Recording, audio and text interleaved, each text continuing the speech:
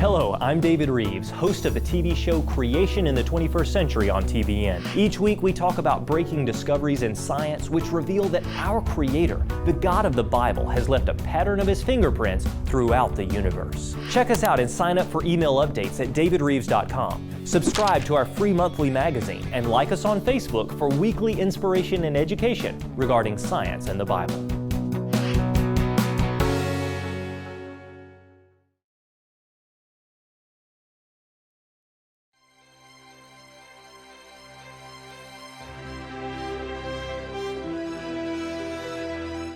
We're about to look at design in a very unique way. Now, if you see a beautiful deer standing in a clearing or a dragonfly lighting on a flower, it didn't happen by chance. How do we know that? Find out now on Wonders Without Number.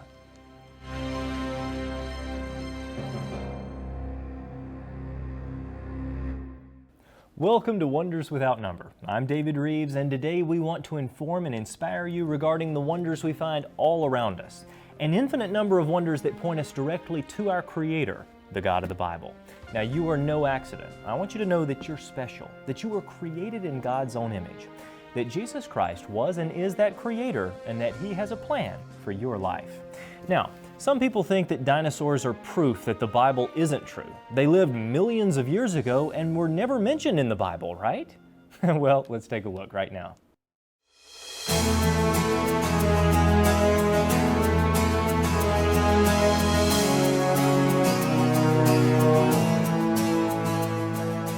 Job 40 speaks of a massive creature that wandered the earth in the past. Behold now Behemoth, which I made with thee. He eateth grass as an ox. Lo, now his strength is in his loins, and his force is in the navel of his belly. Some Bible commentators in the past have related this creature to elephants or hippopotamuses, because truly their large bodies do generate great strength. However, the commentators have been fairly criticized when context is taken into consideration. The passage goes on to say that the creature moveth his tail like a cedar.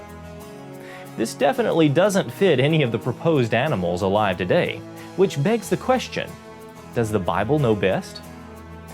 Well, recently in Argentina, paleontological digs are revealing some of the most complete skeletons of creatures that we know today as sauropod dinosaurs. You've probably seen it in the news. Dreadnoughtus, the titanosaurian sauropod, is being uncovered in South America. Truly a giant with an estimated length from head to tail of 85 feet. Weighing approximately 118,000 pounds, this creature would have been 10 times heavier than the average elephant. Most importantly, consider his tail. Could that tail have been moved like a cedar tree? The Bible told us about these creatures before paleontology uncovered them. Perhaps we should also trust the Bible when it tells us that they were created along with mankind on day 6 in the beginning. I'm David Rives. Truly, the heavens declare the glory of God. Okay, so dinosaurs are incredible. It seems they're even mentioned in the Bible. But surely they evolved over untold millions of years of chance, random mutations, natural selection, survival of the fittest. Well, my guest has some pretty compelling reasons why that isn't so. Buddy Davis is an adventurer, a paleo artist, and a sculptor. He's a very talented musician, an inspiration to young people everywhere, and I'm happy to say, a friend. So join with me as we welcome Buddy Davis. Good to be with you. And welcome to the program. We are so glad that you could be here today. I've enjoyed your work so much over the years. We've talked together about some of these issues in the past, but to have you in the studio addressing some of these for people all around the world, it makes such a big difference because there's so many questions. Can we trust in the literal Word of God? Or what about dinosaurs? Or what about the Ice Age? Or all of these questions. Answers in Genesis, Creation Museum, which you work closely with, have the answers for many of these things. Tell me a little bit about your work with Answers in Genesis. Well, I'm a speaker for Answers in Genesis. I'm a singer, songwriter for the ministry as well. Do a number of CDs. We do some DVDs for young people on how to defend their faith. I do a lot of talks all across the country, but I build dinosaurs for the ministries too. I build life-size models. And one thing people are often asking me, how do you build these dinosaurs? So I thought on this program today, I'm going to show you how I build the dinosaurs. Great. Yeah. Well, let's take a look. All right, and I like to call this "It Didn't Happen by Chance," and you'll see why I say that in just a moment. I'd like to show you, anytime you start off with something, your first attempt is usually not the best, right? Sure. And if you're learning to play a guitar, your first chord is not as clear as what it needs to be. That's right. It takes practice. Well, Practice, it takes yeah. practice as building dinosaurs too. So my first dinosaur is kind of a funny looking dinosaur, I think. And it looks like this right here. It's supposed to be an Ornitholastes. I Okay. tell people, I said, if an evolutionist would see that dinosaur, they'd say, we finally found it. It's an intermediate form.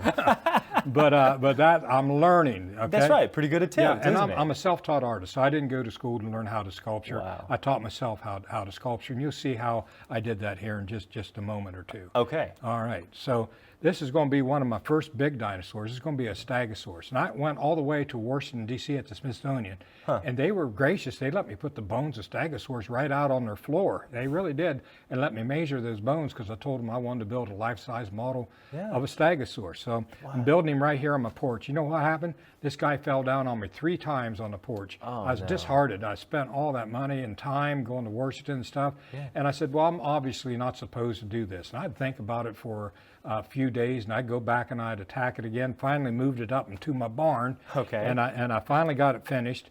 And this is my first big dinosaur right here. It's a Stegosaurus. Now he's made out of paper mache. I didn't know any other thing to use during that time.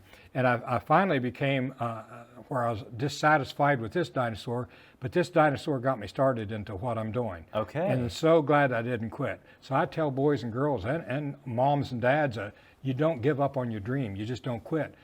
Sometimes it takes a while to get there, but you keep on learning, keep on learning, keep on practicing, and you'll see what that practice will do here as we continue with this. Yeah. Now, I learned to sculpture. I used to be a taxidermist, and through taxidermy, I learned how to do animal expression. I learned animal anatomy by doing taxidermy. This is a gorilla that I made. This is one of my earlier sculptures, and I sculptured the gorilla out of fiberglass, and then I went to Joann Fabrics, and I got some artificial hair that you find in these places. Yeah, And I just glued the hair on my gorilla, and that's a life-size gorilla. It's a That's pretty yeah, good. yeah, That's it's a a lot of silverback. We expression got- in there. Yeah. Yeah, got it to be a silverback. Okay. And then this is a saber-toothed cat that I made. Wow. And I made it by doing a casting of the teeth, and then I used the cougar skin because it was a taxidermist, and I sewed the cougar skin on the form that we made. And we got a pretty good representation, at least what some of these cats may have looked like. Now, I don't know what color it would have been. Maybe its hair was longer. There's things you don't know. Sure. And we'll talk more about that as we go on with this project. Okay. So I started building dinosaurs. This is one of my favorite dinosaurs. And each one of those scales that you see, I'm just learning now. I didn't know how else to do it. Each one of these little bumps, these little scales, one scale at a time I did that. Really? Yeah, I did it one scale at a time. That's a lot of surface area. And I made it skin texture out of sawdust, and I mixed sawdust with resin. Okay. And then I'd put it on with a knife, and then I had a little dowel rod, and I just put one little hole in that dowel rod, and I'd just punch that material that I just put on the sawdust and the resin together, and created all those scales that's on it. Really? Yeah. One And at a time? Yeah, one at a time. Now, I've got Oh. a faster way of doing that these days. I made a roller now. That I use a roller like a rolling pin, and it works a lot better. I can put on a bunch of scales at once with Okay. that. All right. But you got to get started. Now, whenever I build dinosaurs, I don't either me or anybody else, we don't know for sure what they look like. All you find are the bones. Rarely do you even find a complete skeleton. Sometimes you do. Some dinosaurs have been found with skin texture that's on them. So you got a pretty good idea what that would look Okay. like. But you don't know what color because the color is never preserved even in fossilized skin texture. Right. So there's going in fossils, what's considered complete? I mean, a complete dinosaur would be 70% of one side of the animal. 70% of one side. Just so one side. That's called complete. it's really rare to find these things in complete form. That's right. And it does happen. Yeah. Sometimes you find them almost 100% complete. Yeah. But that's really rare. Okay. Most times you only find bits and pieces of bones, and those bones can be cracked and they can be broken. Okay. And so trying to figure out what these animals would have looked like in life is a bit of a challenge. For instance, if I didn't know what this skull belonged to and somebody said, "Hey buddy, we found this skull skull. Since you're an artist, we want you to make what it would look like when it would be alive. Sure. And so I take my pencil, first thing I do is do a little sketch before I start the sculpture, and I might come up with a creature that looks something like that. Seems reasonable. Yeah, seems reasonable based on what the skull would have looked like. Yeah. But actually, this is what that skull belongs to. Is that right? Yeah, and if I didn't know there was an elephant today, if I'd never seen an elephant, Yeah. I guarantee you I'd never put a nose on it like that. Uh-huh. And nobody else would either. And the ears? And the ears, yeah. Wow. And so when all you Okay. find is bits and pieces of bones, hey, there's a lot of guesswork that's in it. Okay. Because I've not seen a live dinosaur to know. But I tell you what you do find. Yeah. You find pictographs of these guys, probably from people that would have seen them. You see the dragon legends of long ago, and they Yeah. draw these things. I tell my artist friends, we should probably be paying more attention to some of these dragon drawings and things. They're probably closer to being correct than some of us in our modern times think that they would have looked. Yes, sir. Yep. So anyway, here's how to build a kentosaurus. I love kentosaurus. He's a stegosaur kind. Okay. And he's not stegosaurus, but he's kentosaurus, but they're of that family. Like you got a poodle dog, and you got a Great Dane Sure. dog, and you got a beagle dog. They're all dogs. Well, the stegosaurs are stegosaurs, and this one just happens to be a kentosaurus type of stegosaur. Okay. And so usually it takes me a few months to build a dinosaur. I had to have this one done very, very quickly. I almost worked around the clock. My wife helped me on this one, and so did my daughter. Usually I'm working in the studio by myself, but since it had to be done, we all pitched in together. In 26 days. I did it in 26 days. Whoa. So I make a grid. I guess I draw it out what I want to look something like that. It's just, it don't have to look exactly like that. It gives me a clue. I measure the bones of the fossils when I can. If I can't, I go by the work that somebody else has done. And if they say the tail was 8 feet long, well then I'll measure out 8 feet long, and I'll draw the tail according to what the fossil would look like. There you can see that's what I've done here. I made a pattern. Anybody that makes clothes, if they're a seamstress and make clothes, they probably use a pattern. Well, you can't go to the store and buy a pattern for a dinosaur. And so I have to make the pattern myself. So I'm drawing it out there as big as what it's supposed to be. And then I cut that pattern out. Then I've got, on this particular dinosaur, I used big blocks of foam to start it out. And so I've got the painting around. I'm going to cut this out now. Okay. Okay. And here I am with the chainsaw. Whoa. That looks fun. Yeah, it is. Hey, it's fun. I love my job. Yeah. And so I'm cutting it out right here, just keep blocking it out, okay? There we got it, putting on some of its legs. Okay. Getting them all nailed in, putting rods down there, the spikes in to hold it. That looks pretty rough right now. But it's going to look rough. We're just getting it started. Sure. And now I'm getting it shaped out a little bit more. You can see the pieces that I've carved out. I'm using a big old Bowie knife to do that. Okay. And so there's my big old Bowie knife. Oh, look at it. Yeah, Okay. and carving it out, getting it more in detail. And there we got its tail started. Taking shape now. Yeah, it's starting to take shape. It's looking a lot better than what it did. This is probably about 3 days into the project. And here I'm working on the tail now. The tail's got to be bent. And you see those arrows sticking in it? I like to hunt with a bow, and I like to shoot a bow, so that's some old arrows. So I didn't hunt this guy. I'm just using that just to stick his tail on. Okay. And there you can see in his neck too. I'm holding his tail. one. That's what my old arrows, they're good for helping me build dinosaurs.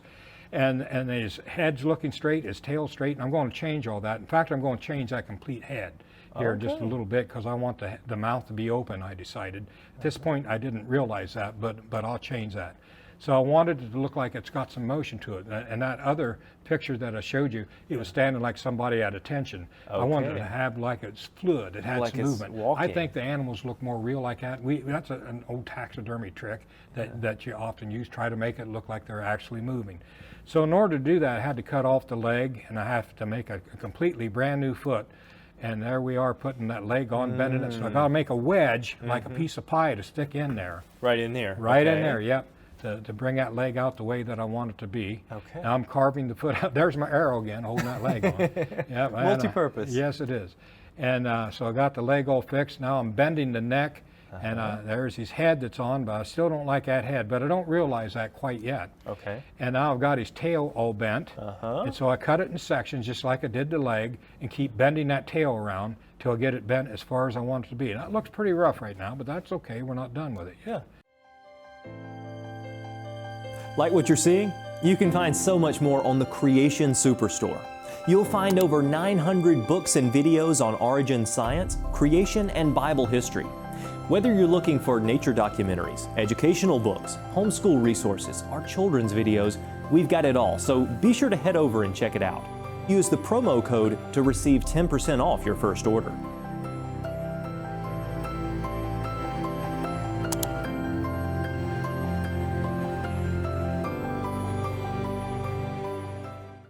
There I'm putting wrinkles in its neck. I've changed the head. You see that? Yes. Now its mouth is open. Okay. I think that looks a lot better. It does. It looks yeah, real. It looks a lot better, and I got to set glass eyes in it here in a moment or two. Okay. But right now I'm working on putting some wrinkles in it. It's like this, when an animal turns its neck this way, it's going to have wrinkles right here. And it's not going to have wrinkles on this side. So right. the wrinkles will be right here. So you look at live animals and what they do today, and it gives you a pretty good idea as to how to sculpture the dinosaurs. Okay, so you just model after that. Yep, and then to make it nice and hard, I cover them with fiberglass. Okay. So they use fiberglass to make cars, and use fiberglass to make airplanes out of. Sure. I use fiberglass to make dinosaurs. and the fiberglass will make it strong. Okay. And then make it hard. You'll be able to pat against it, and it'll be Gotcha. hard. You're not going to be damaged. If it's just foam, he's going to somebody Be do that. crushed or yeah, anything. crushed. And the fiberglass makes him nice and hard. So I'm putting fiberglass all over its body. Huh. Okay? Okay. It's going to be completely covered with fiberglass to make it nice and strong. Wow. Now I decided that I needed to work on its tummy. As I looked at its stomach, I wanted a little bit more of a pot belly that would be on it. Okay. So I turned it over and I put clay on it, and then I put fiberglass over the clay. When the fiberglass got hard, I put a resin in the fiberglass. So when you put it on, you brush it on like paint. Yeah. But with the catalyst that's in it, it causes it to get really hard. Ah. And then once it gets hard, I don't want the weight of that clay that's in there. So now I got to cut a hole in it, Okay. take the clay out, then take that piece and put it back on that space and fiberglass it back on again. Okay. That's a lot of work to this. Sure is. Yeah. And so there we got him all fiberglass. Now got his plates on, and he's got horns on. They believe those plates were used as heat regulators, almost like solar panels. Solar panels. And the sun would hit those plates, and it'd warm it up and get on with the business of the day a lot quicker. Now, in the same way, if it become overheated, it could stand into a breeze or into a shadow, Yeah. And that would cool it down. At the wind blowing across it. Yeah. Cool So down. these were probably cold-blooded animals, right? I think they were, yes. Okay. There's a big debate going on about that. Yeah. And until we find a live one, we won't know for sure. Sure. But my biggest part of me says they certainly appear to be reptilian. Yeah. They're probably cold-blooded. Okay. That's what I believe. Yeah. Okay, so now we're working on those plates again, getting all the fiberglass that's on them that I need. And there he is with the Whoa. fiberglass that's all over him. Now he's really he don't have his clothes on yet. We got to put some skin on him because he'd be a little bit embarrassed if I'd show him this way right here. Yeah. So I got to do that.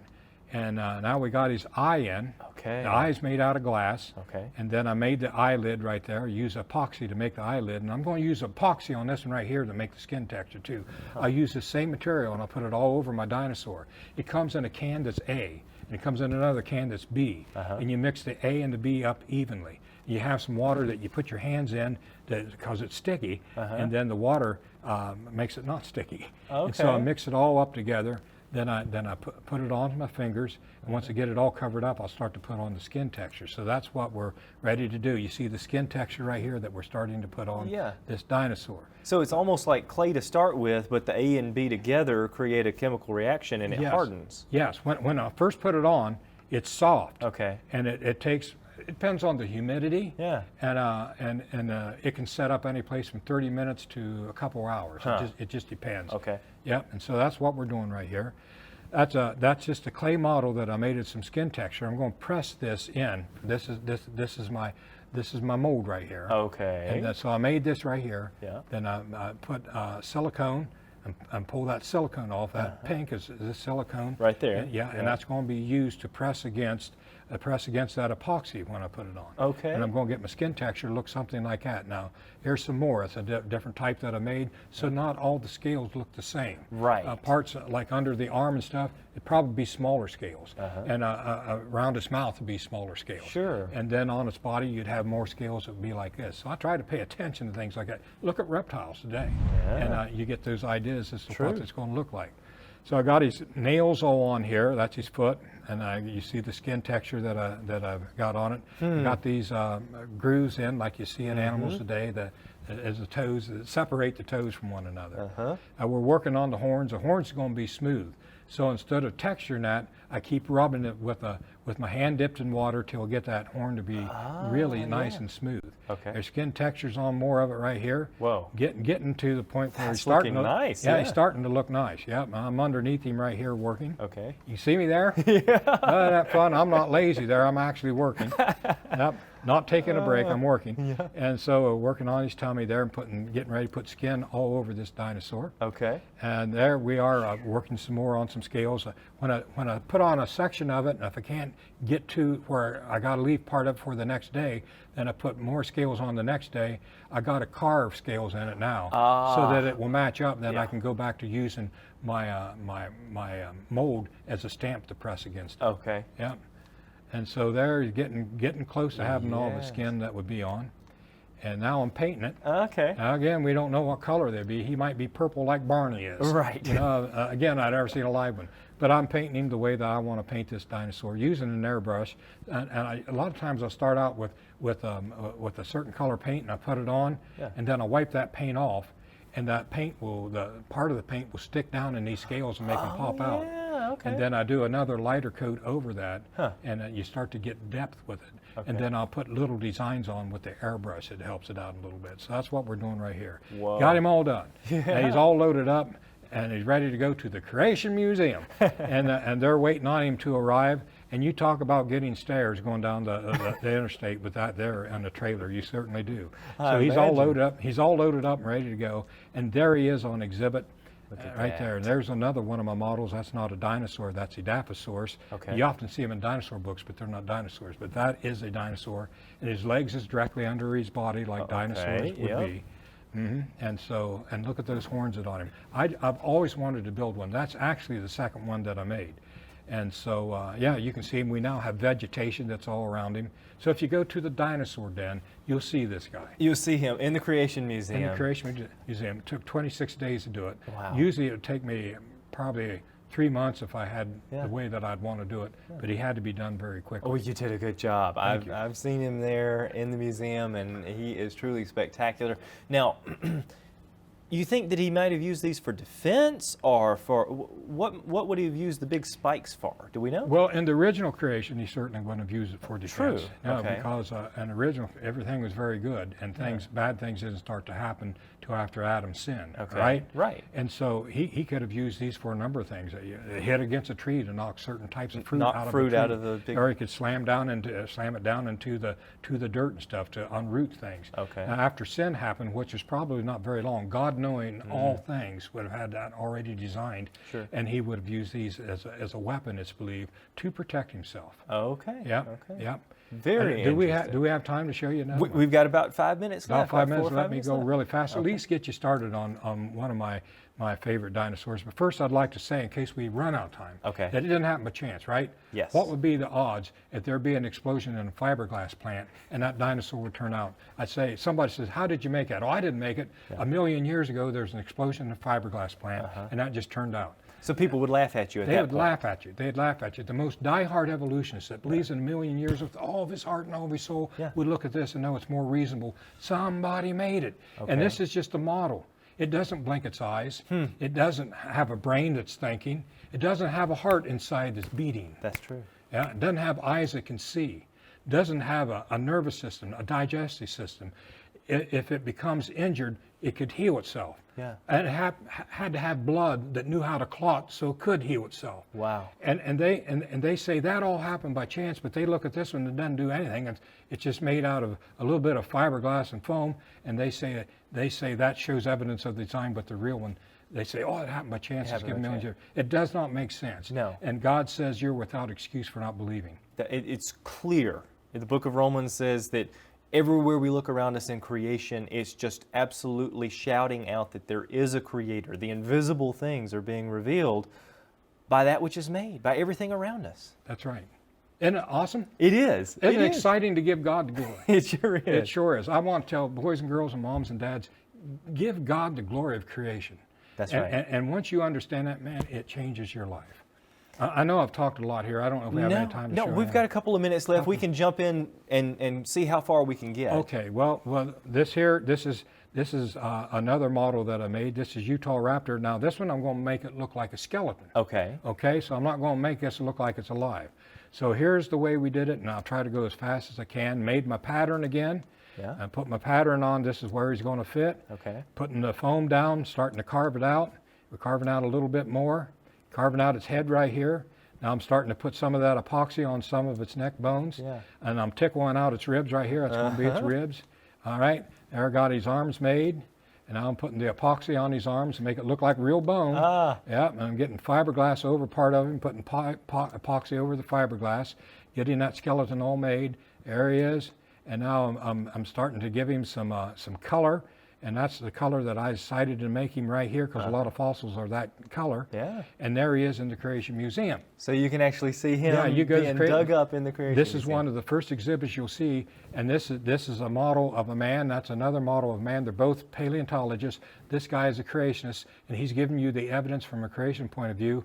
This guy is an evolutionist. He's giving you the evidence to an evolutionary type of view, and we're trying to show people the evidence so they can make up their own mind. That's exactly right. And that's what's the key, is we can look at the scientific evidence. The bones don't speak for themselves. No.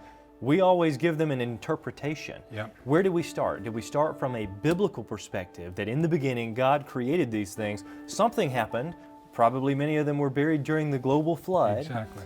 Or do we look from a humanist perspective, from a naturalistic perspective, that everything must have happened by chance, so to have something that complex, we must give it millions and millions of years. Now, there's a passage in the scripture that says every house is built by some man, but he that builds all things is God. Amen. So you can look at the most complex castle in the world or the most rustic cabin, and you can say, somebody made that. Yep. You can look at this model, you can look at everything that you have sculpted over the years and say, oh, somebody put a lot of thought into that. Somebody put a lot of thought into that. Yep. Well, if you can say that, then it's even more obvious that a living, breathing creature points to design that only could have been accomplished by the God of the Bible. Exactly right. You've done a lot of work in many different creatures, not just dinosaurs. You took a trip to Alaska, and this is a DVD, fun DVD, that looks at your adventures to Alaska. Yep. So many things that point to God's design. We're out of time, but I'm going to have you back in the future. Oh, I'm looking forward to that. Thank you, buddy. Okay, God bless. God bless. You know, it didn't happen by chance. Just like Buddy had to think long and hard to make these beautiful dinosaur replicas, there's a creator who put a lot of thought and intelligence into making the real creatures. You know, he put a lot of thought into making us as well. A model that we make doesn't have life. We have life right now in this world, but one day that life's going to come to an end. However, God has provided for us. If we confess our sins, He's faithful and just to forgive us of our sins. He can cleanse you of all unrighteousness, and He wants you to be a part of His family today. Have you received Jesus Christ? You know, we hope that you've been encouraged and educated today as you learn of the wonders throughout creation that are all leading us closer to our Creator. Leave us a question, leave us comments on our Facebook page, give us a call to learn more. We want to be here as you learn of these incredible things all throughout creation. I'm David Rives, and until our next time on Wonders Without Number, I want you to keep looking up. Truly, the heavens declare the glory of God. Hello, I'm David Rives.